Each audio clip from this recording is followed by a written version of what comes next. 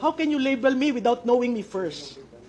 That's my point. Being makapili, in your time, in the time of my grandfather, and this time, it's something that we hold dear. We do not want to be labeled makapili. But he readily labeled me with one interview. That doesn't define me. That doesn't... I am not labeling anybody as makapili unless you're going to support and toe the line for our fight in the West Philippine Sea. Ang laban po natin sa West Philippine Sea requires amplification of truth and factual narrative.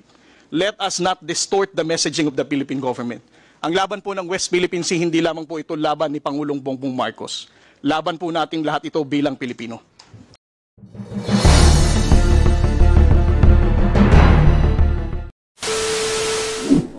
Yes, Madam Tikia.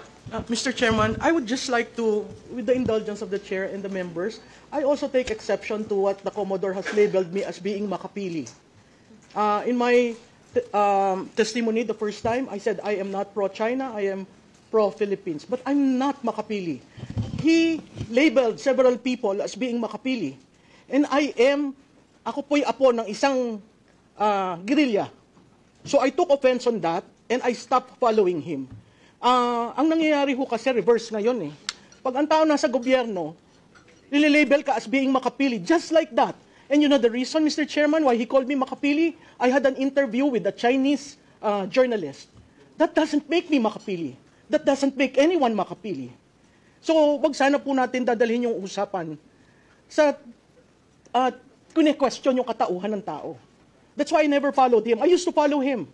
I used to question him. But after labeling me as makapili, na hindi po, alam ng karamihan ng kaibigan ko, ako nag-decide na sana ako sa ibang bansa, pero umuwi ako.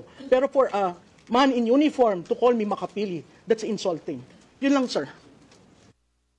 Any statement, Commodore? Yes, sir.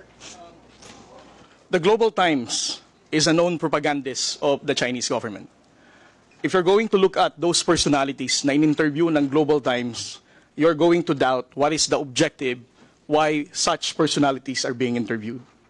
If you're going to look at the posts of those people who were interviewed and who gave comments about our fight in the West Philippine Sea, I think that's where I'm getting that kind of assertion.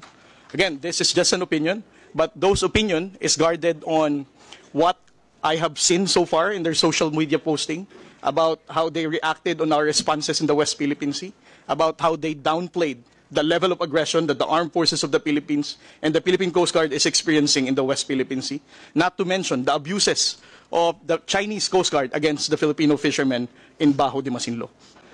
I am not labeling anybody as makapili unless you're going to support and toe the line for our fight in the West Philippine Sea. Ang laban po natin sa West Philippine Sea requires amplification of truth and factual narrative. Let us not distort the messaging of the Philippine government. Ang laban po ng West Philippine Sea, hindi lamang po ito laban ni Pangulong Bongbong Marcos. Laban po nating lahat ito bilang Pilipino.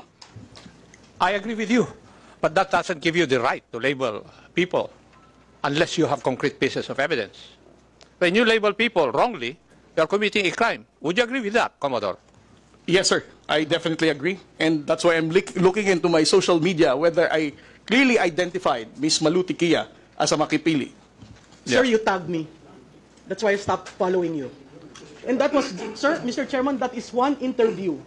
I received invites for interviews, whether political, whether campaigns, and that is one.